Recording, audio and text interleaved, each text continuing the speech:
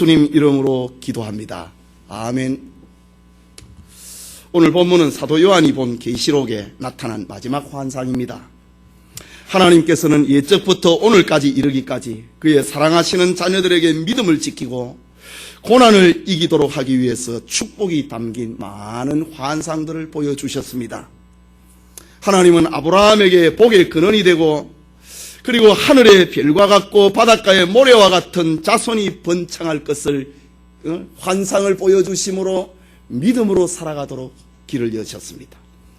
순종의 사람 이삭에게는 아브라함에게 주셨던 약속을 확신시켜 주심으로 믿음으로 살도록 하셨습니다. 온갖 인간의 약점을 한 몸에 가진 야곱에게는 저 베델의 환상을 통하여서 나그네 생활에 하나님의 보혜와 동행을 약속해 주셨습니다. 믿음과 소망과 사랑의 사람 요셉에게는 하늘의 별과 같고 담을 넘는 무성한 가지가 되는 축복을 약속하심으로 믿음으로 살도록 하셨습니다. 모세에게는 떨기나무 불붙는 환상을 통하여서 이스라엘 민족을 구원해내는 비전을 주심으로 사명의 길을 가도록 인도해 주셨습니다. 다메섹 도상에서 사울을 만나 주신 예수님께서는 그에게 이방인 전도의 환상을 보여주심으로 온갖 고난 가운데서도 믿음을 지키고 전도자의 삶을 살아가도록 길을 열어주셨습니다. 사도 요한도 예수신앙 때문에 박해를 받아서 반모섬에 유배되었을 때에 하나님께서는 장차 있을 일들과 영광스러운 환상을 보여주었습니다. 이 환상을 통하여서 요한은 위로를 받았고 격려와 확신으로 환난과 시험을 이겨나갔던 것입니다. 그 중에 오늘 우리에게 주신 말씀은 계시록의 절정이라고 할 수 있는 새 하늘과 새 땅에 대한 계시입니다. 본문은 요한계시록의 마지막 부분인데 장차 임할 하나님의 나라의 영광과 그 완성된 모습을 보여주는 내용입니다. 이 시간 새 하늘과 새 땅이라는 제목으로 요한계시록 강해 계속하고자 합니다. 장차 우리가 그할 하나님의 나라를 미리 맛보는 그런 시간이 되기를 소원합니다. 새 하늘과 새 땅, 그것은 첫째로 처음 하늘과 처음 땅이 없어져 버린 세계입니다. 본문 1절 말씀을 같이 읽읍시다. 또 내가 새 하늘과 새 땅을 보니 처음 하늘과 처음 땅이 없어졌고 바다도 다시 있지 않더라. 처음 하늘과 처음 땅이 없어져 버렸다. 여기에 온갖 투자를 해놓고 땅을 사고 집을 사놓은 사람 얼마나 억울하겠습니까? 다 없어져 버렸다. 처음 하늘과 처음 땅이 어떻게 없어져 버리는가? 성경은 여러 차례 말씀을 하고 있지만은 계시록 20장 11절에는 내가 크고 흰 보좌와 그 위에 앉으신 자를 보니 땅과 하늘이 그 앞에서 피하여 간데 없더라. 없어져 버렸더라. 베드로후서 3장 10절에서 13절에는 주의 날이 도적같이 오리니 그날에는 하늘이 큰 소리로 떠나가고 체질이 뜨거운 불에 풀어지고 땅과 그 중에 있는 모든 일이 드러나리로다. 그날에 하늘이 불에 타서 풀어지고 체질이 뜨거운 불에 녹아지려니와 우리는 그의 약속하신 대로 의에 거하는 바 새 하늘과 새 땅을 바라보도다.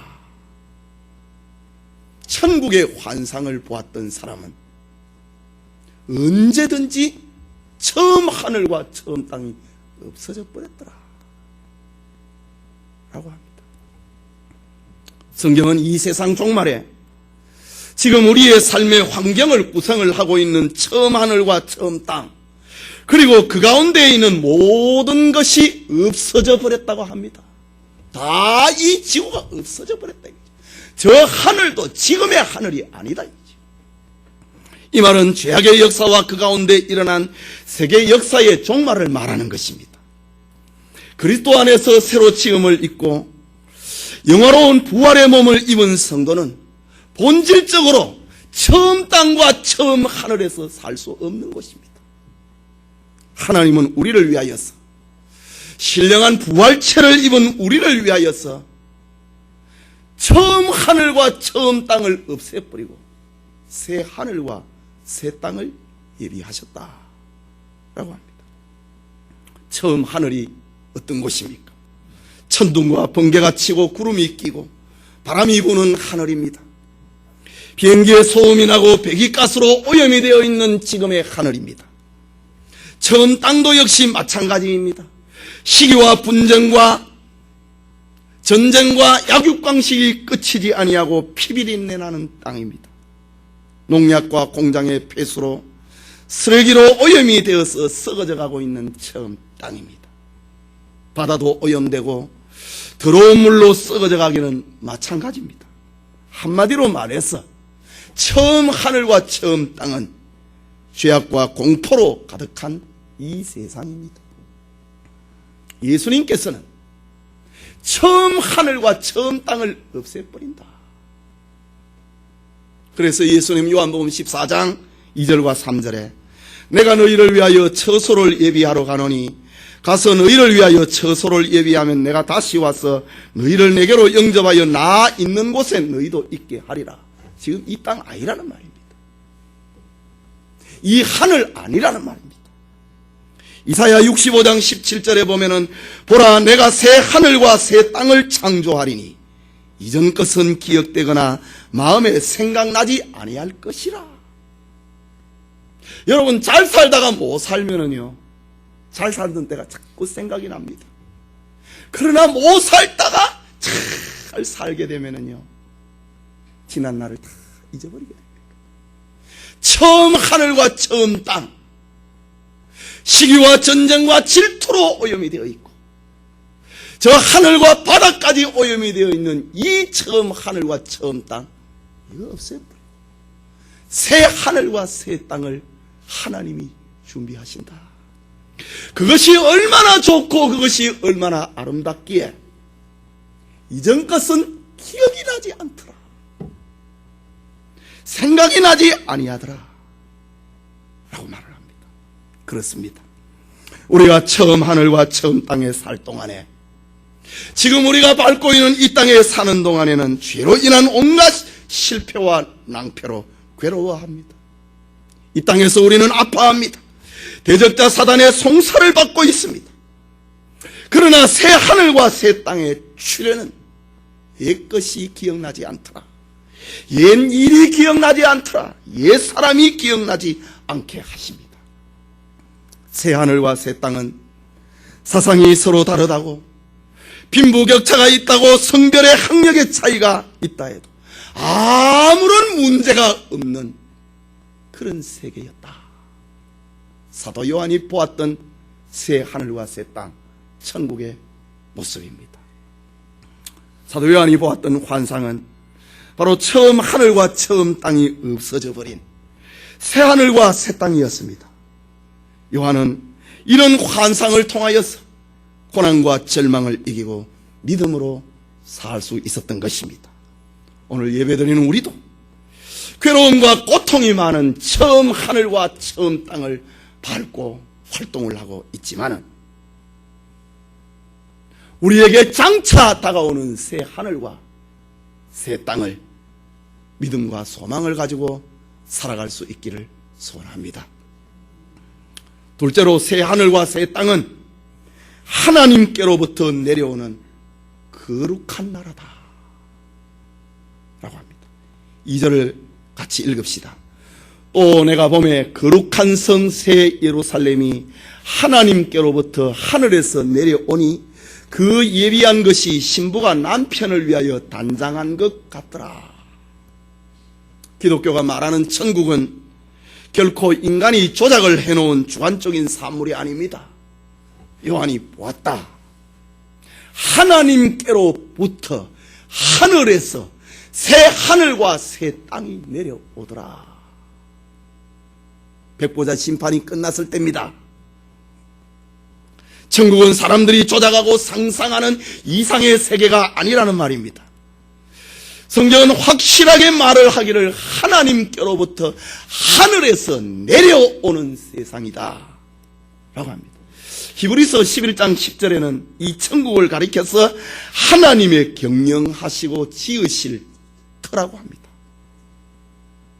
천국은 바로 성부 하나님이 지으신 왕국입니다.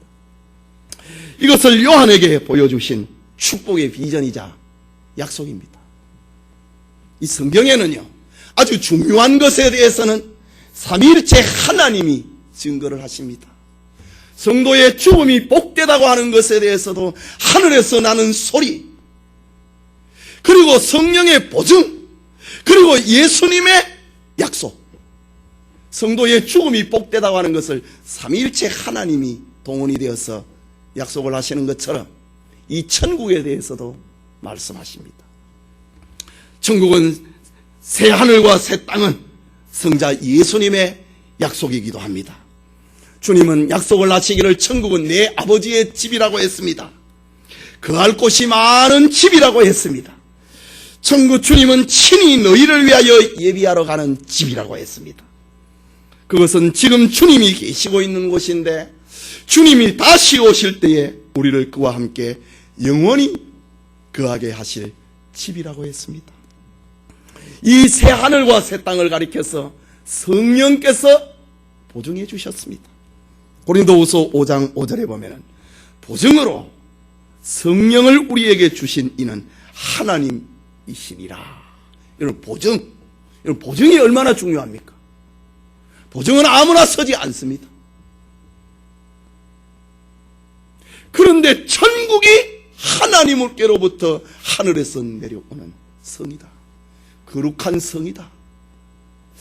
이것을 위하여서 성령께서 보증을 서고 계신다. 이처럼 새 하늘과 새 땅은 성부 하나님께서 친히 그의 백성을 위하여 지으신 것입니다. 성자 예수님이 약속하신 성읍입니다. 성령께서 신자의 마음속에 보증을 하고 계시는 성입니다. 성경의 다양한 표현은, 이런 다양한 천국에 대한 표현은 천국의 확실한 장소성을 말하고 있는 것입니다. 막연한 이상의 세계가 아니라 확실한 장소의 세계라고 하는 말입니다.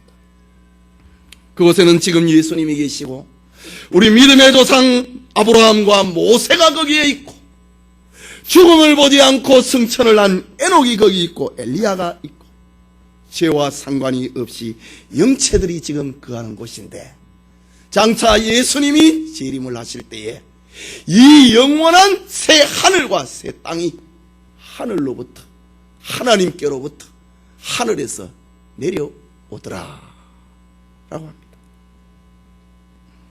다시 본문으로 돌아가면은 사도 요한이 보았던 마지막 환상에 하나님은, 천국은 하나님께로부터 내려왔다 라고 합니다. 여러분, 하늘과 땅이, 세상에 존재하는 해와 달과 별들이, 그 가운데 거하는 모든 좋은 것들이 다 하나님께로부터 왔습니다. 하나님께로부터 저와 여러분이 왔습니다. 하나님께로부터 우리의 구주 되신 예수님이 왔습니다. 하나님께로부터 성령이 왔습니다. 하나님께로부터 교회가 왔습니다. 하나님께로부터 그 영원한 천국, 거룩한 성이 장차 내려오게 된다 라고 합니다. 그래서 신자는 땅의 것을 찾지 아니하고 위의 것을 찾게 됩니다. 하늘에서 내려오는 그 성을 찾게 되는 것입니다. 위의 것을 생각을 합니다. 위의 것을 기다리게 됩니다. 그래서 신자는 하나님을 고백을 하고 하나님을 사랑하고 하나님을 섬기고 하나님을 위해서 살려고 노력하게 되는 것입니다. 여러분, 아무리 새롭고 참신하게 보이는 사상이나 신앙이라 하더라도 그것이 하나님으로부터 나오지 않은 것이라면 그것은 옳은 것이 아닙니다. 모든 빛들의 좋은 것은 하나님으로부터 오는데 하나님으로부터 출발하지 아니하는 것은 우리는 과감하게 버려야 됩니다. 이 영광스러운 모습을 가리켜서 2절 후반부에는 그 예비한 것이 신부가 남편을 위하여 단장한 것 같더라. 결혼하는 신부가 결혼식을 위하여서 얼마나 준비를 합니까? 마사지를 하고 좋은 옷을 입고 좋은 화장을 하고 좋은 머리를 다듬고 자신이 할 수 있는 최고의 아름다움을 뽐내는 것이 결혼식입니다. 사도 요한은 하나님께로부터 하늘에서 내려오는 천국을 표현할 길이 없어가지고 신부가 남편을 위해서 단장해 놓은 것 같더라. 사람이 할 수 있는 최고의 표현은 신부 단장 아닙니까? 하늘에서 내려오는 천국을 가리켜서 신부가 남편을 위하여서 단장하는 것 같더라 라고 했습니다. 이것 가지고 또 모자라 가지고 계시록 21장 10절에서 27절까지는 온갖 종류의 아름다운 보석으로 하나님의 나라를 비유하고 있습니다. 신부가 결혼식 하는 날 귀걸이도 예쁘게 하고요, 머리도 예쁜 핀을 찌르고요, 최고로 예쁜 걸 합니다. 하늘에서 하나님께로부터 내려오는 그 천국이 신부가 남편을 위해서 단장하는 것 같던데 그 모습을 다 표현할 수 없어서 지상에 존재하는 모든 보석을 동원을 하였어. 그것과 같더라, 그것과 같더라, 그것과 같더라. 하늘에서 내려오는 장소성을 가지고 있는 천국을 말하고 있습니다. 다음 시간에 계속해서 살펴볼 내용입니다. 그러면 이 새 하늘과 새 땅의 내용은 어떤 것인가? 요한이 보았던 새 하늘과 새 땅은 어떤 곳이었는가?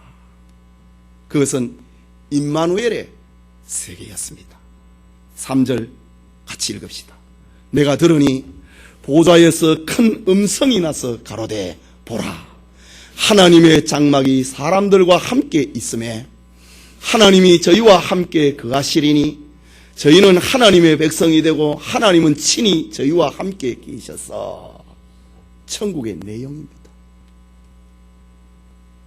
임마누엘의 세계입니다. 여러분, 임마누엘의 세계가 지금 실감이 안 나지요. 여기 하나님의 장막이라고 하는 이 말은 구약의 성막처럼 이스라엘 백성과 함께하는 하나님의 임재의 상징입니다. 그런데 사도 요한이 보았던 천국은 그 거대한 천국이 하나님의 장막처럼 보였다. 성막은 가로와 세로의 작은 공간 속에 들어가 있는 여기가 하나님의 집이다.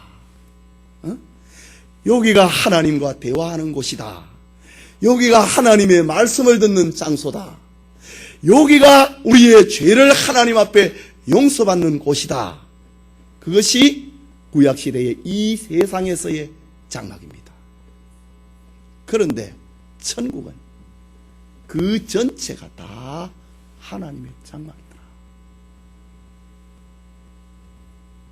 이것은 천국이 하나님의 영광으로 가득 차 있는 곳을 말합니다. 하나님의 영광이 가득 차 있는 것은 성막 가운데, 성소 가운데, 그 안에 지성소, 그 하나님의 방이고, 그 앞은 거실이고, 그 앞은 마당이거든요. 그 지성소는 하나님의 영광이 가득 차 있는 방인데, 천국은 전체가 다 하나님의 영광으로 가득 차 있는 집이었다. 바로 임마누엘의 세계라고 하는 말입니다. 하나님이 함께하지 않는 곳이 없는 그 성막의 지성소는 하나님이 함께하고 있다고 하는 임마누엘의 상징이었는데, 하늘에서 내려오는 천국은 임마누엘이 없는 곳이 없었다 하는 말입니다. 임마누엘의 영광으로 가득 차 있는 세계입니다. 하나님이 함께하고 있는 곳이라는 말입니다. 하나님이 친히 통치하고 있는 세계라고 하는 말입니다. 여러분, 임마누엘이라고 하는 것은 인류의 최고의 가치고 가장 큰 행복입니다. 여러분, 임마누엘이라고 하는 것은 바로 저 에덴 동산에서 인류의 시조 아담과 하와가 범죄하기 전에 에덴 동산에서 누렸던 세계입니다. 최고의 이상의 세계입니다. 최고의 가치의 세계입니다. 하나님과 인간이 함께함은 에덴 동산에서 시작이 되었습니다. 그러나 아담의 타락으로 말미암아 실패하고 말았습니다. 하나님과 인간의 함께함은 이스라엘의 광야 생활 중에 성막을 통하여서 시도되었습니다. 그러나 그것도 미완성으로 그쳤습니다. 솔로몬의 성전은 외적으로는 성막보다 훨씬 크고 장엄하는 모습이었지만 내적으로는 오히려 타락하고 망하고 말았습니다. 신약의 교회는 그리스도와의 영적인 연합입니다. 임마누엘의 세계입니다. 그 아들을 예수라 하라. 그는 임마누엘이다. 하나님이 우리와 함께하고 있는 상징이, 그 실체가 예수님이 이 땅에 오신 것이다 라고 했습니다. 예수님이 이 땅에 오신 것도 하나님이 우리와 함께하기 위함입니다. 그러나 이 땅의 교회는 불신과 불의가 공존을 하므로 참된 이상이 실현되지 못하는 것입니다. 내 마음으로는 하나님의 법을, 내 육신으로는 죄의 법을 따르니 누가 이 사망의 몸에서 건져내랴. 오라 나는 곤고한 사람이로다. 이것이 이 세상의 교회의 모습입니다. 그러나 요한이 보았던 환상은 온 세상에 하나님이 함께 하시는 임마누엘의 세계였습니다. 하나님이 친히 통치하는 곳이었습니다. 완전한 하나님의 공의가 실현이 되고 있는 장소였습니다. 죄가 없는 나라였습니다. 의와 진리와 사랑이 충만한 나라였습니다. 새 하늘과 새 땅은 바로 임마누엘의 천지였다. 임마누엘이 아닌 곳이 없는 임마누엘의 천지였다. 하늘에서 내려오는 거룩한 성새 예루살렘은 그 자체가 하나님의 장막이었더라. 하나님의 영광, 하나님의 임마누엘, 그것으로 충만해 있는 집이었더라 라고 합니다. 우리의 상상세계를 초월을 하니까 우리 이해가 잘 안 됩니다. 우리의 실존으로 돌아가십니다. 천국이 어떤 곳인가? 사망과 애통과 눈물과 아픔이 없는 세계라고 합니다. 그 하나님이 임마누엘하는 그 천국, 새 하늘과 새 땅은 사망과 애통과 곡하는 것과 아픔이 없는 세계였습니다. 4절 같이 읽읍시다. 모든 눈물을 그 눈에서 씻기심에 다시 사망이 없고 애통하는 것이나 곡하는 것이나 아픈 것이 다시 있지 아니하리니 처음 것들이 다 지나갔습니다. 저 천국에 없는 네 가지, 사망이 없더라, 애통이 없더라, 눈물을 흘리는 통곡이 없더라, 그리고 아픈 것이 없더라. 임마누엘의 세계입니다. 천국은 사망이 없습니다. 지금 우리가 사는 세상은 온갖 눈물과 탄식으로 그치지 않습니다. 오늘 신문에도 보니까 저 나이지리아의 저 이슬람 교도들이 기독교 마을을 침입을 해가지고 여학생들을 500명 이상을 잡아갔는데 그것을 전부 다 저 아이들을 강제로 개종을 시켜갖고 이슬람 사람들이 자기 부인을 만들어버렸다. 돌려줄 사람 없다고. 다 자기 집에 살림 차리고 있기 때문에 돌려줄 사람이 없다고 오늘 신문을 제가 봤습니다. 이 세상은 이렇게 눈물과 고통이 가득하 있는 세상입니다. 어느 순간도 참 안식이 없고 어느 지역에도 평안이 없습니다. 세상은 전쟁과 지진과 기근과 사망과 애통과 비극의 소식으로 넘쳐나고 있습니다. 그러나 이것은 하나님이 창조하신 본래의 모습은 아니었습니다.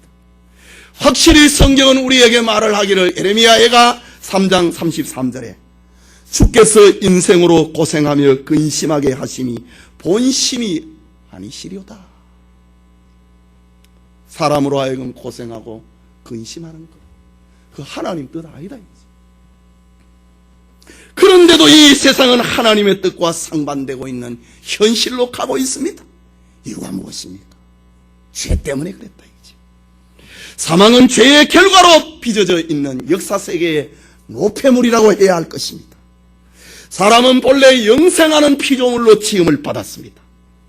그렇기 때문에 사망은 인생의 본연이 아닙니다. 자연이 아닙니다. 사망은 이변입니다. 사망은 비정상입니다. 사망은 저주요 심판의 결과입니다. 그러나 천국에는 죽음이라고 하는 것이 없다. 죄가 없으니 죽음이 없다.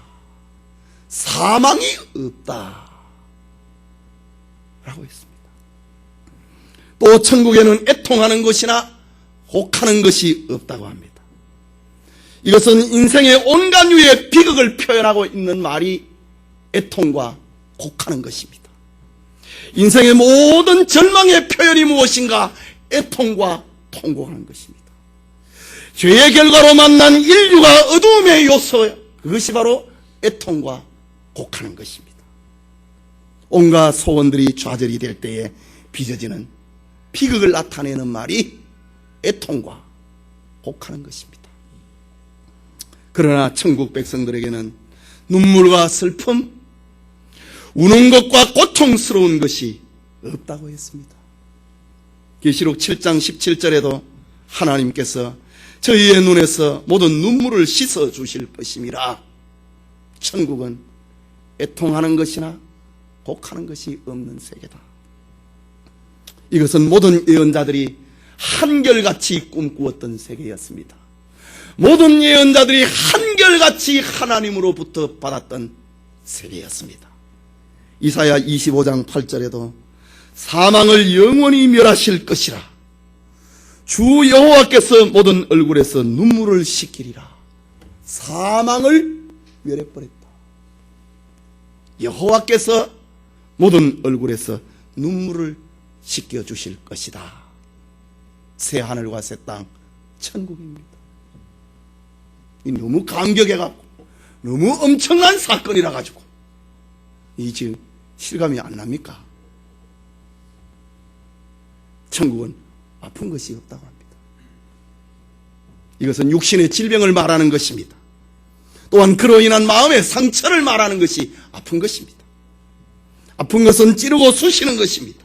아픈 것은 불쾌한 것입니다. 아픈 것은 나의 모든 가능성을 마비시켜버리는 것입니다. 아픈 것이라고 하는 것은 나의 것을 빼앗아가 버리는 것입니다. 아픔이라고 하는 것이 눈물이요. 눈물은 곡으로 나타나고 그 아픔의 결국은 사망으로 나타나는 것입니다. 그러나 장차 도래할 천국은 이런 비극적인 요소가 없다. 여러분, 지옥이 불과 유황으로 꺼지지 않는 못이라고 한 반면에 천국은 아픈 것이 없는 세계다 라고 합니다. 거룩한 성 새 예루살렘, 그것은 처음 것들이 다 지나가 버렸습니다.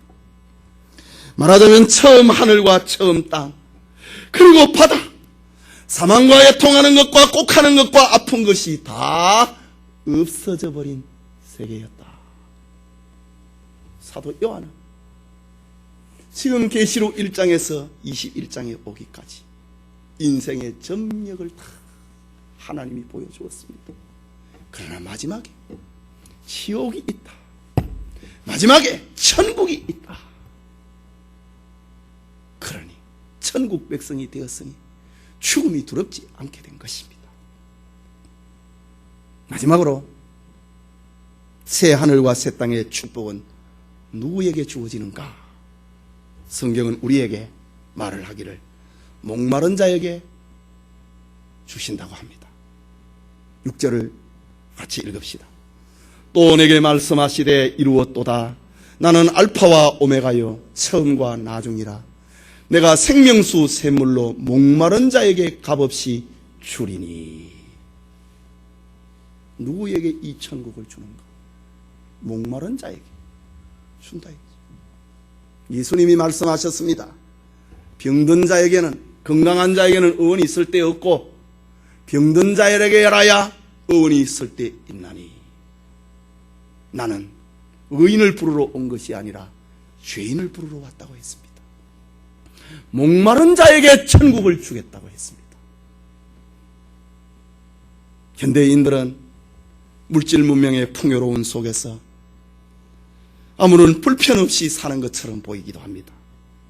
아득한 가구는 행복한 가정생활을 보장을 해주는 것 같고, 편리한 주방기구는 주부들의 일손을 들어주는 것 같고, 절비에 있는 인스턴트 식품은 삶의 여유를 갖게 만들어주는 것 같고, 자동화되어 있는 사무기구는 일의 능률을 올려주는 것 같습니다.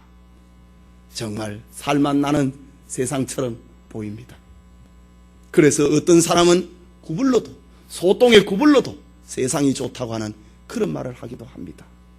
돈을 가지고 있으니 너무 이 세상이 살기 좋다는 말입니다. 그러나 인생의 진정한 살맛은 이런 외적인 것에 있지 아니합니다. 돈 없는 거지가 목마른 인생이 아닙니다.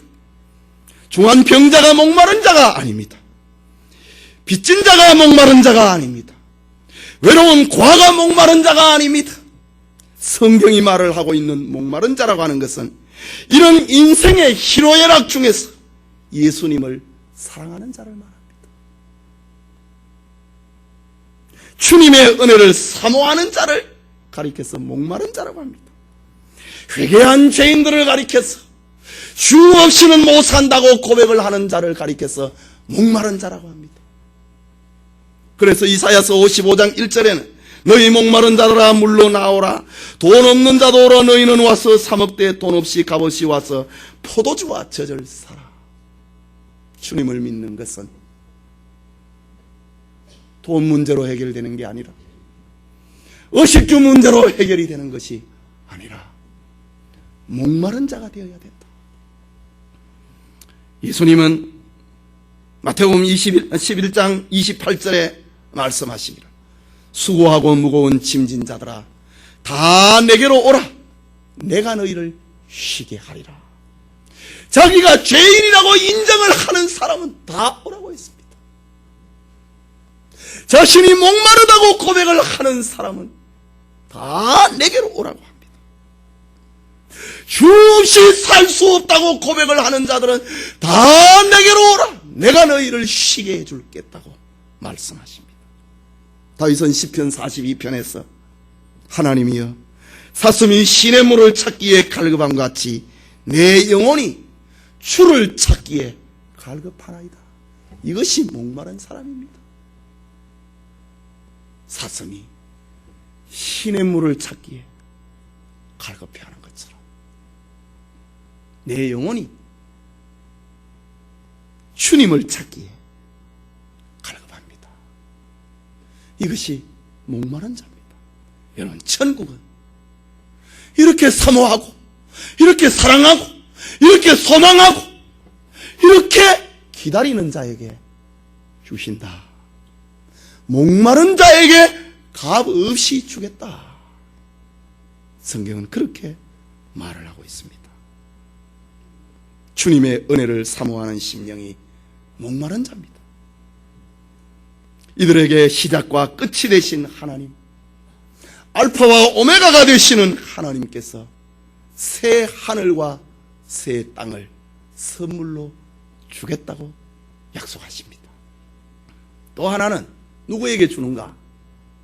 이기는 자에게 주겠다고 합니다. 7절의 말씀입니다. 같이 봅시다. 이기는 자는 이것들을 유업으로 얻으리라.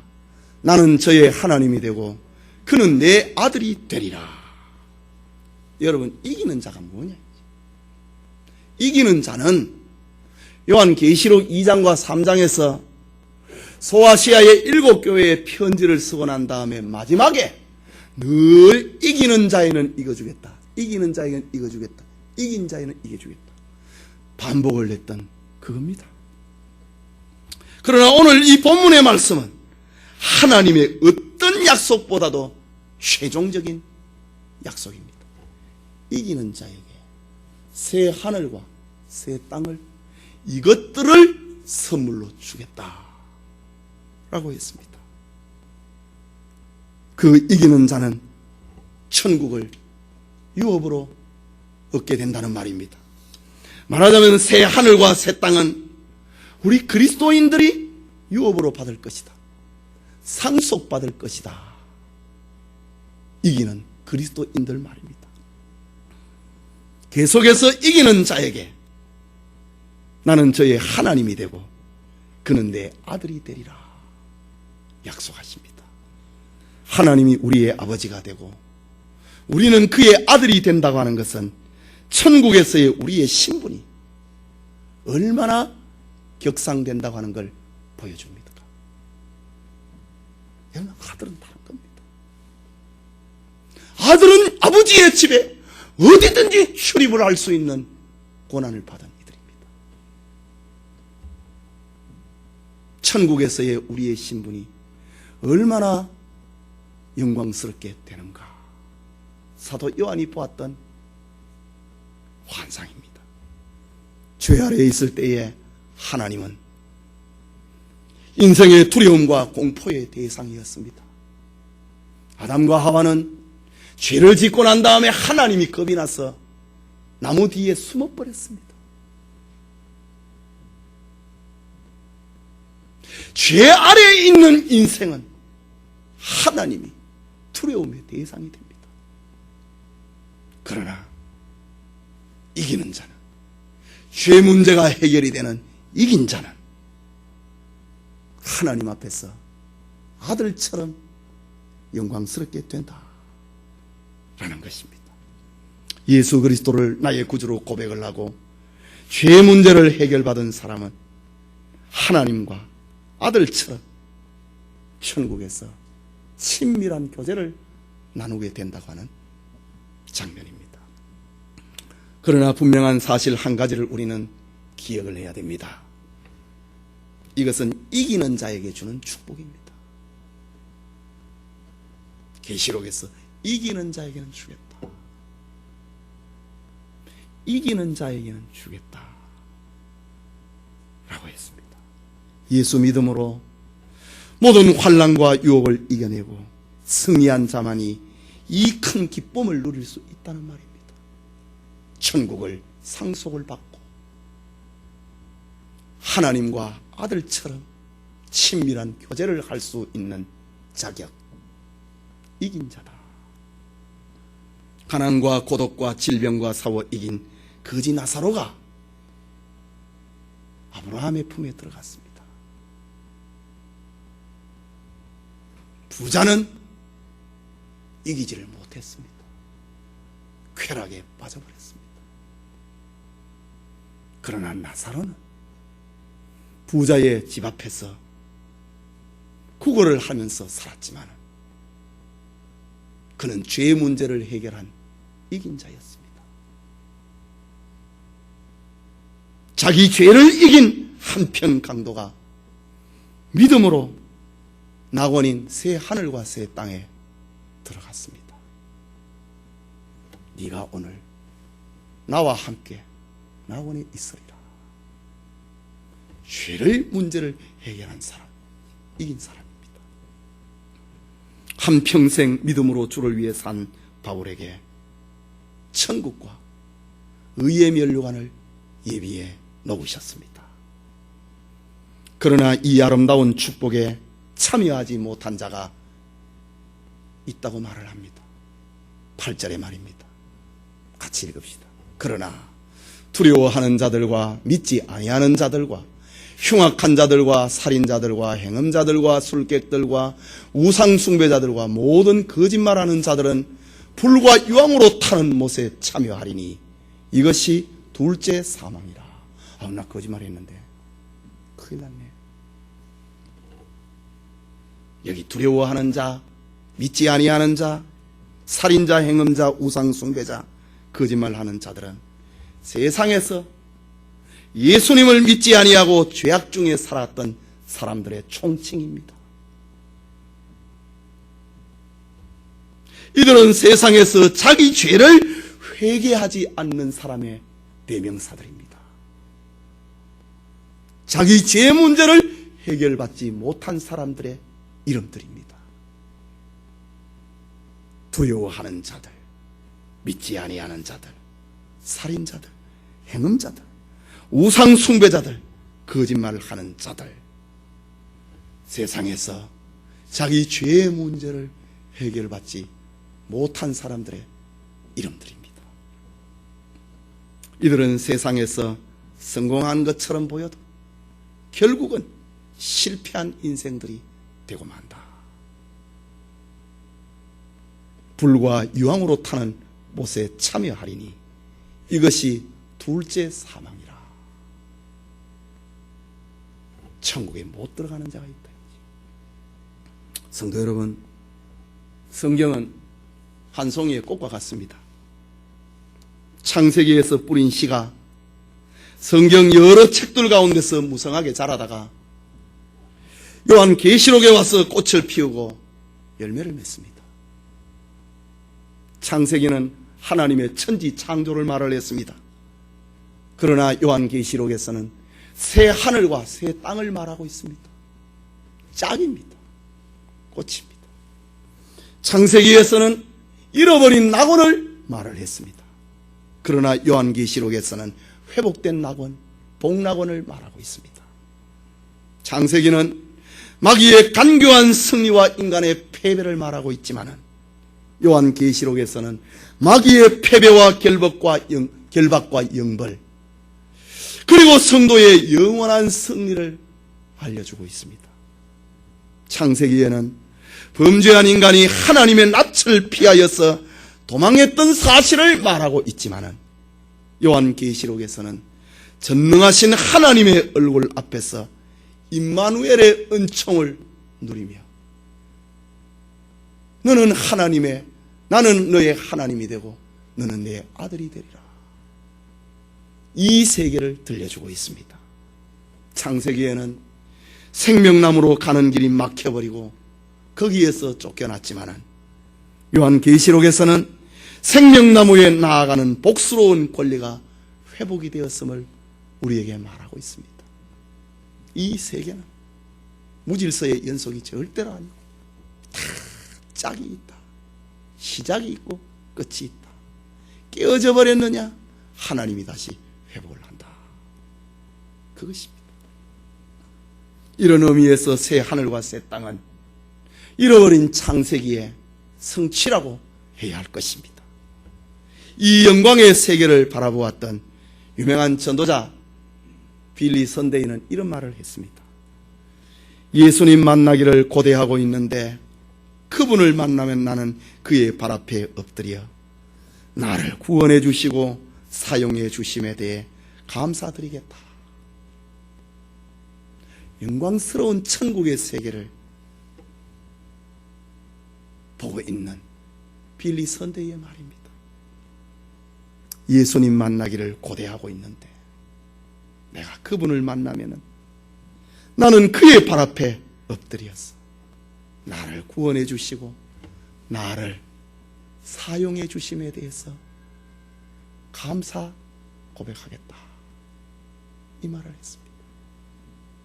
여러분, 우리가 장차 하나님 앞에 섰을 때에 여러분, 나를 구원해 주신 것에 대해 감사하고 나를 사용해 주신 것에 대해서 감사하는 그런 노래가 여러분들에게도 있기를 바랍니다. 하나님이 지금 여러분 무엇을 사용하고 있느냐? 하나님이 여러분을 사용하고 있습니까? 하나님이 나를 사용해 주셨다고 하는 것을 정말 감사할 노래를 여러분 간직을 하고 있습니까? 나를 구원해 주시고 그 발 아래 엎드렸어. 나를 구원해 주시고 나를 지금까지 사용해 주신 그 주님 앞에 감사의 제목이 있는 성도님 되시기를 바랍니다. 성도님, 우리는 이 은총을 입은 축복의 자녀들입니다. 세상에서 정말 성공한 사람들이란 말입니다. 무너질 이 세상에서 무너지지 아니하는 새 하늘과 새 땅을 받은 사람이 되었으니 이보다 더 큰 성공이 세상에 어디에 있습니까? 취직을 해도 성공했다고, 입학을 해도 성공을 했다고 하는데 정말 이 세상에 성공한 사람, 무덤 위에 십자가 비석을 놓을 수 있는 사람입니다. 정말 이 사람은 신자였다고 그 앞에 십자가를 놓아줄 수 있는 사람, 그 사람이 정말 성공한 사람입니다. 그러나 이 천국에 들어가는 길은 오직 한 길밖에 없습니다. 예수님께서 말씀하시기를 내가 곧 길이요 진리요 생명이니 나로 말미암지 않고는 아버지께로 올 자가 없느니라. 다른 이로서는 구원을 얻을 수 없나니 천하 인간의 구원 얻을 만한 다른 이름을 우리에게 주신 일이 없음이라 라고 했습니다. 이것이 성경 전체 알갱입니다. 소쿠리를 가지고 미꾸라지를 잡을 때 푹 담가갖고 이렇게 합니다. 소쿠리를 탁 올리면 물은 다 빠지고 고기만 남아 있습니다. 예수님이 우리의 구주시다. 다른 이로서는 구원을 받을 수 없다. 이것이 이 세상 전체의 줄거리입니다. 역사의 마지막 뼈대입니다. 천국은 결코 우리의 선행이나 공적으로 가는 것이 아닙니다. 저 천주교에서 말하는 것처럼 세례를 받았기 때문에 천당 가는 것이 아닙니다. 집사가 되고 장로가 되고 권사가 되었기 때문에 천당 가는 것이 아닙니다. 그것은 일하라고 주신 직분이지요. 천당 가는 것은 오직 자기 죄를 회개를 하고 예수님을 나의 구주로 믿어야 가는 곳입니다. 죄를 회개하고 예수 믿음으로 사는 생애는 십자가의 길을 통과할 수밖에 없습니다. 십자가 없는 영광은 기독교가 아닙니다. 이 영광스러운 세계를 보여주었으니까 사도 요한에게 주님, 너 환난 잘 통과해라. 도미시안 황제의 핍박 속에서도 내 양무리들을 잘 지켜라. 이것이 환상을 주신, 보여주신 이유입니다. 오늘 우리에게 이 성경을 기록한 이유도 이 영광스러운 세계를 보여주고 우리에게 십자가의 길을 가라고 합니다. 이것이 바로 이긴 자의 모습입니다. 그래서 계시록 7장 14절에는 이는 큰 환난에서 나오는 자들인데 어린 양의 피에 그 옷을 씻어 희게 하였느니라. 천국 가는 사람들, 어린 양의 피로 말미암아 그 옷을 희게 하였는데 그 사람들이 다 어디에서 나오더라? 환난에서 나오더라. 큰 환난에서 다 나오더라. 십자가 없는 구원 없습니다. 십자가 없는 부활이 없는 것처럼 환난이 없는 천국은 없는 것입니다. 사도 바울이 전도 여행을 다니면서 늘 했던 말, 우리가 천국에 들어가려면 많은 환난을 겪어야 하리라. 이것이 바울이 전도 현장에서 신자들에게, 성도들에게 들려주었던 말입니다. 우리가 천국에 들어가려면 많은 환난을 겪어야 하리라. 바울의 변하지 않는 전도의 메시지였습니다. 계시록에도 큰 환난에서 나오는 자들인데 지금 14만 4천인을 설명을 하면서 하는 말입니다. 각 나라와 족속과 방언과 백성들 가운데서 이루셀 수 없는 큰 무리들 14만 4천인은 한결같이 큰 환난에서 나오는 자들인데 어린 양의 피에 그 옷을 씻어 희게 하였느니라 라고 했습니다.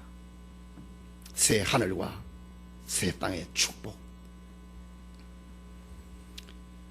이것이 우리 모두의 것임을 믿고 이긴 자가 되어서 천국을 소망하며 주님을 사랑하는 자로 살아가기를 축원합니다.